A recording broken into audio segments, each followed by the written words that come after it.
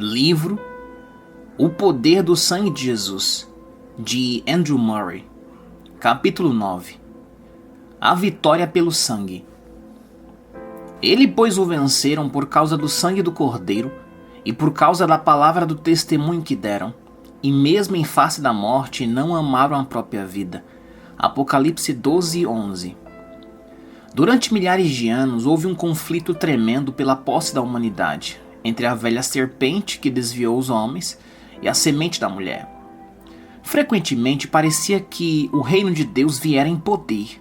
Depois, noutras ocasiões, o poder do mal obtinha uma supremacia tal que a luta parecia desesperadora. Era assim também na vida de nosso Senhor Jesus. Pela sua vinda, pelas suas palavras e obras maravilhosas, as mais gloriosas expectativas de uma redenção rápida eram despertadas. Quão terrível foi a decepção que a morte de Jesus trouxe a todos quantos tinham crido nele. Parecia de fato como se os poderes das trevas houvessem conquistado e estabelecido seu reino para sempre. Mas veja, Jesus ressuscitou dentre os mortos, e o que parecia ser uma vitória comprovou-se ser uma terrível derrota do príncipe das trevas. Ao levar a efeito a morte do Senhor da vida, Satanás permitiu que ele, o único que podia romper e abrir as portas da morte, entrasse no seu reino. Por sua morte, destruiu aquele que tem o poder da morte, a saber, o diabo. Naquele momento sagrado em que o nosso Senhor derramou seu sangue na morte, e parecia como se Satanás fosse vitorioso, o adversário foi despojado da autoridade que até então possuíra. Nosso texto faz uma representação muito grandiosa destes eventos memoráveis. Os melhores comentaristas, apesar das diferenças nos pormenores da exposição, estão unidos ao pensar que aqui temos uma visão da expulsão de Satanás do céu como resultado da ascensão de Cristo. Lemos nos versículos do 5 ao 9. Nasceu-lhe à mulher, pois, um filho varão, que arrebatado para Deus até o seu trono. Houve peleja no céu. Miguel e os seus anjos pelejaram contra o dragão. Também pelejaram o dragão e seus anjos, todavia não prevaleceram, nem mais se achou no céu o lugar deles. E foi expulso o grande dragão, a antiga serpente que se chama Diabo e Satanás, o sedutor de todo o mundo. Sim, foi atirado para a terra e com ele os seus anjos. Segue-se então o cântico do qual o texto foi tirado. Agora veio a salvação. O poder, o reino do nosso Deus e a autoridade do seu Cristo. Foi expulso o acusador de nossos irmãos, o mesmo que os acusa de dia e de noite diante do nosso Deus.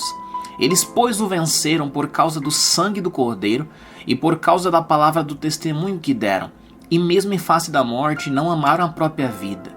Por isso festejai os céus, e vós, os que nele habitais. O aspecto que merece nossa atenção especial é que, embora a vitória contra Satanás e a sua expulsão do céu primeiramente sejam representadas como sendo o resultado da ascensão de Jesus e da guerra no céu que se seguiu, mesmo assim, no cântico de triunfo que foi ouvido no céu, a vitória é atribuída principalmente ao sangue do Cordeiro, e este foi o poder mediante o qual a vitória foi conquistada. No decurso do livro do Apocalipse inteiro, vemos o Cordeiro sobre o trono. É como o Cordeiro que foi morto, que venceu aquela posição. A vitória sobre Satanás e toda a sua autoridade é pelo sangue do Cordeiro. Já falamos acerca do sangue nos seus múltiplos efeitos. É apropriado procurarmos compreender como que a vitória é sempre atribuída ao sangue do Cordeiro. Consideremos a vitória. Primeiro, como tendo sido ganha uma vez por todas. Segundo, como sendo sempre levada a efeito. Terceiro, como sendo aquela em que temos uma participação. Primeiro, a vitória que foi ganha uma vez por todas. Na representação exaltada que é dada em nosso texto, vemos que posição alta foi antigamente ocupada por Satanás, o grande inimigo da raça humana. Tinha livre entrada no céu e apareceu ali como acusador dos irmãos e como oponente de tudo quanto era feito para o bem do povo de Deus. Sabemos como isto é ensinado no Antigo Testamento. No livro de Jó, vemos Satanás vindo como os filhos de Deus para apresentar-se diante do Senhor e para obter dele permissão para tentar seu servo Jó. Jó 2. No livro de Zacarias 3, 1 e 2, Lemos que este viu o sumo sacerdote Josué, o qual estava diante do anjo do Senhor, e Satanás estava à mão direita dele para se lhe opor, ser seu adversário. Além disto, a declaração de nosso Senhor, registrada em Lucas 10:18, eu via Satanás caindo do céu como um relâmpago. Mais tarde, na sua agonia de alma, enquanto sentia de antemão sofrimentos que se aproximavam dele, disse: chegou o momento de ser julgado este mundo, e agora o seu príncipe será expulso. João 12:31. À primeira vista, talvez pareça estranho que as escrituras representassem Satanás como estando no céu. Mas para compreender isto corretamente, é necessário lembrar-nos de que o céu não é uma habitação pequena e circunstrita, onde Deus e Satanás tinham convívio como vizinhos. Não, o céu é uma esfera ilimitável com muitíssimas divisões diferentes, cheia de hostes inumeráveis de anjos que levam a efeito a vontade de Deus na natureza. Entre eles, Satanás também ainda tinha um lugar. Lembre-se além disto que as escrituras não representam como uma figura negra e horrível quanto à aparência externa como é geralmente retratado, mas sim como um anjo de luz. Era um príncipe com miríades de servos. Quando tinha levado a efeito a queda do homem e também transferido o mundo para ele mesmo, tornando-se o seu príncipe, tinha autoridade real sobre tudo quanto nele havia. O homem fora destinado a ser rei deste mundo, pois disse Deus: tem autoridade. Depois de Satanás ter conquistado o rei, tomou seu reino inteiro sob sua autoridade, e esta autoridade era reconhecida por Deus. Deus, na sua santa vontade, ordenara que se o homem escutasse Satanás, teria de sofrer as consequências e tornar-se sujeito à sua tirania. Deus nunca nesta questão fez uso do seu poder nem exerceu força, mas sim, sempre tomava o caminho da lei e do direito. E destarte, Satanás reteve sua autoridade até que lhe foi tirada de modo legítimo. É esta a razão porque podia comparecer diante de Deus no céu como um acusador dos irmãos e em oposição a eles durante os 4.000 anos da antiga aliança. Obtivera autoridade sobre toda a carne e somente depois de ter sido conquistado na carne como sendo a esfera da sua autoridade é que podia ser expulso para sempre como um acusador dos átrios do céu. Destarte, o Filho de Deus também tinha de vir na carne, a fim de lutar contra Satanás e conquistá-lo no seu próprio terreno. Por esta razão também, no começo da sua vida pública, nosso Senhor, depois de sua unção, sendo assim abertamente reconhecido como o Filho de Deus, foi Jesus levado pelo Espírito ao deserto para ser tentado pelo diabo. A vitória sobre Satanás poderia ser ganha somente depois de ele pessoalmente ter suportado e resistido às tentações da parte daquele.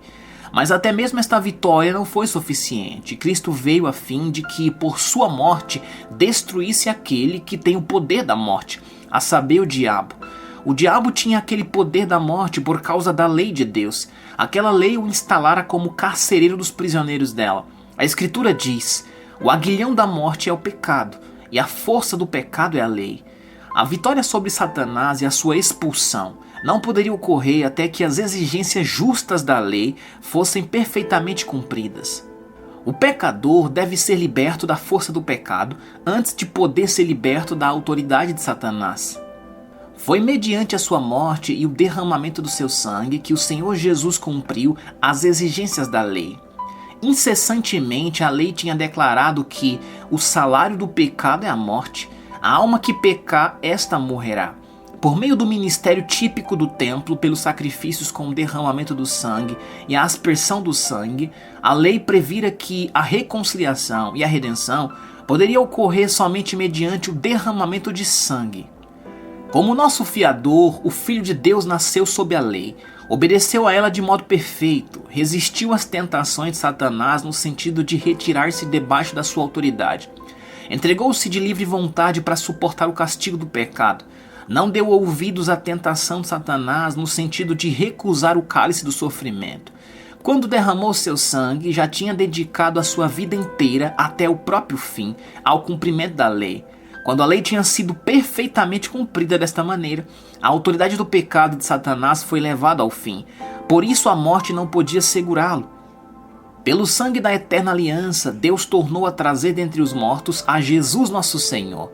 Assim também ele entrou no céu pelo seu próprio sangue, para tornar sua reconciliação eficaz para nós.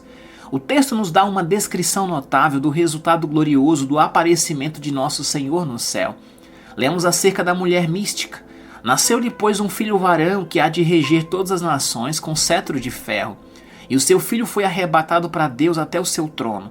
Houve peleja no céu, Miguel e os seus anjos pelejaram contra o dragão. Também pelejaram o dragão e seus anjos. Todavia não prevaleceram, nem mais se achou no céu o lugar deles.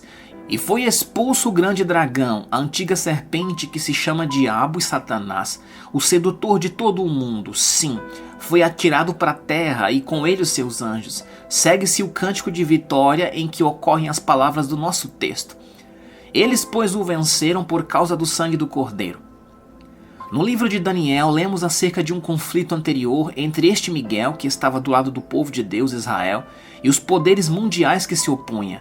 Mas somente agora é que Satanás pode ser lançado fora por causa do sangue do Cordeiro. A reconciliação pelo pecado e o cumprimento da lei tiraram dele toda a autoridade e todo o direito. O sangue, conforme já vimos que tinha feito coisas tão maravilhosas no céu com Deus, ao apagar o pecado, aniquilando-o, tinha um poder semelhante sobre Satanás. Ele já não tem qualquer direito de acusar. Agora veio a salvação, o poder, o reino do nosso Deus e a autoridade do seu Cristo, pois foi expulso o acusador de nossos irmãos. Eles, pois, o venceram por causa do sangue do Cordeiro. Segundo, há uma vitória progressiva que segue após esta primeira vitória. Tendo sido Satanás atirado para a terra, a vitória celestial agora deve ser levada a efeito aqui. Este fato é indicado nas palavras do cântico de vitória. Eles, pois, o venceram por causa do sangue do Cordeiro. Estas palavras foram faladas primariamente acerca dos irmãos mencionados, mas referem-se também à vitória dos anjos. A vitória no céu e na terra progride simultaneamente, baseada no mesmo fundamento. Sabemos pela porção de Daniel, já aludida, Daniel 10, 12 e 13, qual a comunhão existente entre o céu e a terra para levar adiante a obra de Deus. Então logo Daniel orou, o anjo se tornou ativo, e as 3 semanas de lutas nos lugares celestiais foram 3 semanas de oração e jejum na terra. O conflito aqui na terra é o resultado de um conflito nas regiões celestiais invisíveis. Miguel e seus anjos, bem como os irmãos na terra, alcançaram a vitória por causa do sangue do Cordeiro. No capítulo 12 do Apocalipse, somos claramente ensinados como o conflito foi removido do céu para a terra. Ai da terra e do mar, pois o diabo desceu até vós, cheio de grande cólera, sabendo que pouco tempo lhe resta. Exclamou a voz no céu. Quando, pois, o dragão se viu atirado para a terra, perseguiu a mulher que dera à luz o filho varão. A mulher significa nada diferente do que a igreja de Deus, da qual Jesus nasceu. Quando o diabo já não podia danificar a ele, persegue sua igreja. Os discípulos de nosso Senhor e a igreja nos primeiros 3 séculos tinham experiência disto. Nas perseguições sanguinárias em que centenas de milhares de cristãos pereceram como mártires, Satanás fez o máximo que podia para levar a igreja à apostasia ou para desarraigá-la totalmente.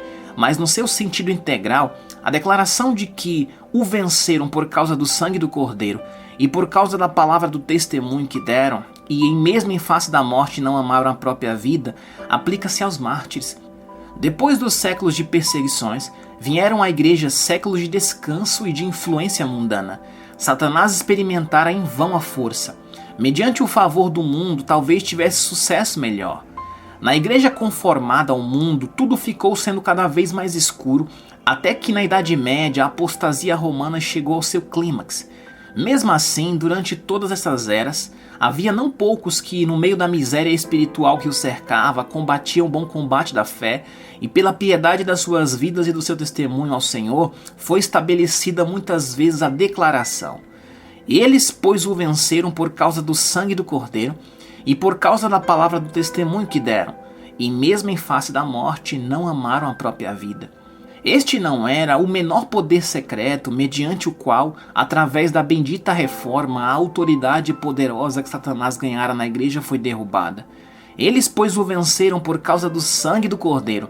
Foi a descoberta e a experiência e a pregação da verdade gloriosa de que somos justificados gratuitamente por sua graça, mediante a redenção que há em Cristo Jesus, a quem Deus propôs no seu sangue como propiciação mediante a fé, que deu aos reformadores um poder tão maravilhoso e uma vitória tão gloriosa. Desde os dias da Reforma, ainda fica aparente que, à medida que se gloria no sangue do Cordeiro, a Igreja é constantemente inspirada por uma vida nova a obter a vitória sobre a falta de vida ou o erro. Sim, mesmo em meio aos pagãos mais selvagens, onde o trono de Satanás tem ficado imperturbável durante milhares de anos, esta ainda é a arma mediante a qual seu poder deve ser destruído, a pregação do sangue da cruz, como sendo a reconciliação para o pecado do mundo e o fundamento para o amor gratuito e perdoador de Deus. É o poder mediante o qual o coração mais escurecido é aberto e amolecido, e além de ser uma habitação de Satanás, é transformado em templo do Altíssimo. Aquilo que vale para a igreja está disponível para cada cristão. No sangue do Cordeiro, ele sempre tem vitória. É quando a alma está convicta do poder que o sangue tem com Deus no céu para levar a efeito uma perfeita reconciliação, para apagar o pecado, para despojar o diabo da sua autoridade sobre nós completamente e para sempre, e para operar em nosso coração uma plena certeza do favor de Deus, e para destruir o poder do pecado é quando a alma vive no poder do sangue que as tentações de Satanás cessam de engodar. Onde o sangue santo do Cordeiro é aspergido, ali habita Deus, e Satanás é afugentado. No céu e na terra e em nossos corações, aquela palavra como a proclamação de uma vitória progressiva é válida. Eles, pois, o venceram por causa do sangue do Cordeiro. Terceiro, nós também temos participação nesta vitória, se formos contados entre aqueles que foram purificados no sangue do Cordeiro. Para desfrutar plenamente disto, devemos prestar atenção aos seguintes fatos. Primeiro, não pode haver vitória sem conflitos. Devemos reconhecer que habitamos em território inimigo. Aquilo que foi revelado ao apóstolo na sua visão celestial deve ser aplicável à nossa vida diária. Satanás foi lançado para a terra e tem grande ira porque seu tempo está curto. Já não pode atingir a Jesus glorificado, mas sim procura alcançá-lo atacando seu povo. Devemos viver sempre com a consciência santa de que estamos sendo vigiados a cada momento por um inimigo de poder e astúcia inimagináveis, que é incansável no seu esforço para nos trazer inteira ou até mesmo parcialmente, por pouco que seja, debaixo da sua autoridade. Ele é literalmente o príncipe deste mundo.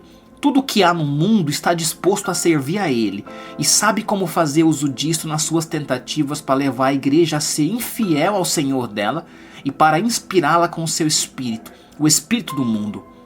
Faz uso não somente de tentações para aquilo que é comumente considerado como pecado, mas sim sabe como entrar em nossas ocupações e negócios terrestres na procura do nosso pão de todos os dias e de nosso dinheiro necessário, na nossa política, em nossas combinações comerciais, nas nossas literaturas, ciência, no nosso conhecimento e em todas as coisas, e assim fazer com que tudo quanto é lícito em si mesmo seja usado como instrumento para promover seus logros diabólicos.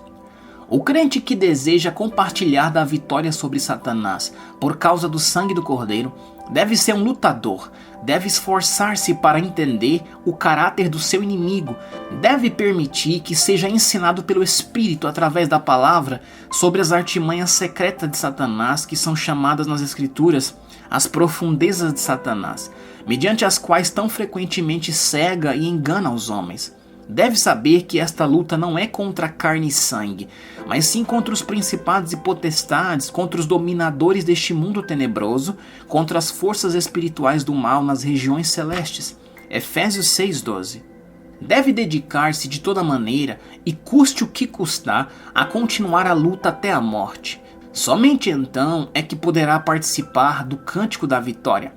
Eles, pois, o venceram por causa do sangue do Cordeiro, e por causa da palavra do testemunho que deram, e mesmo em face da morte, não amaram a própria vida. A vitória é pela fé.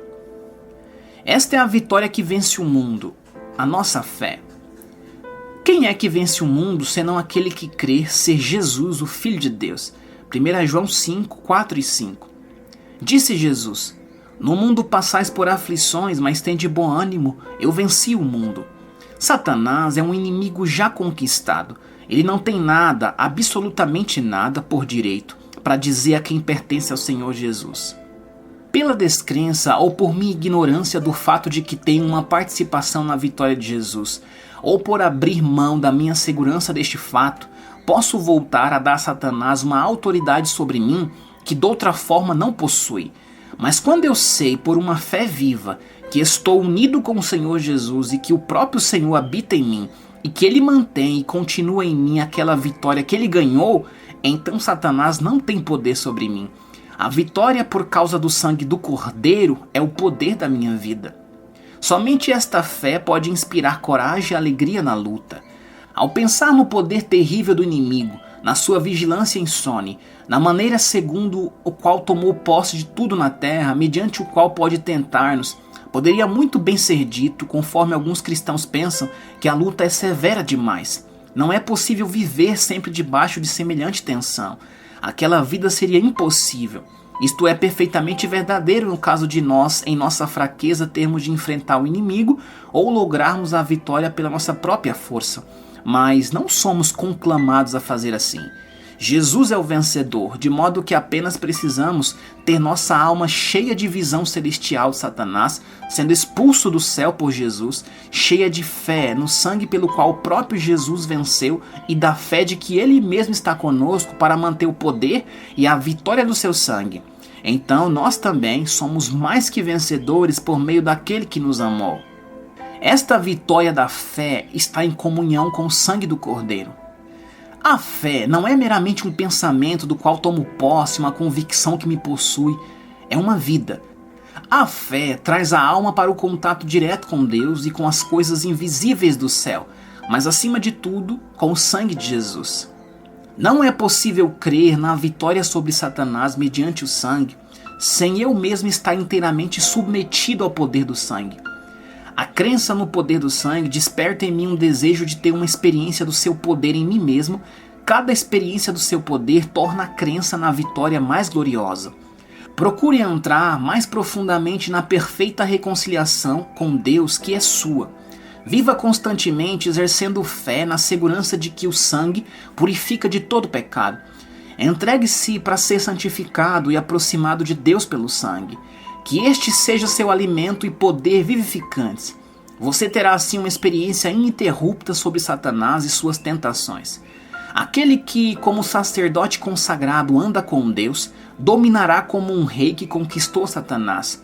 Crentes, nosso Senhor Jesus, pelo seu sangue, nos fez não somente sacerdotes, como também reis ao nosso Deus, a fim de que possamos aproximar-nos de Deus não somente em pureza e ministérios sacerdotais, mas a fim de que, com poder real, possamos reinar para Deus. Um espírito de realeza deve inspirar-nos uma coragem real para reinar sobre os nossos inimigos.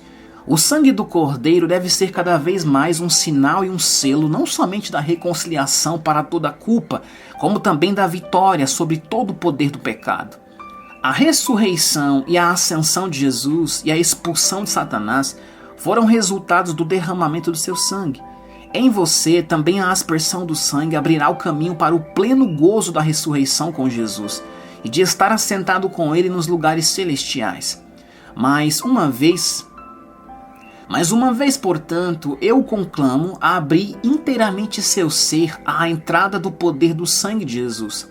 Sua vida se tornará uma observância contínua da ressurreição e a ascensão de nosso Senhor, e na vistoria constante sobre todos os poderes do inferno. Seu coração também constantemente se unirá com o cântico do céu. Agora veio a salvação, o poder, o reino de nosso Deus e a autoridade do seu Cristo, pois foi expulso o acusador de nossos irmãos. Eles, pois, o venceram por causa do sangue do Cordeiro. Apocalipse 12, 10 e 11.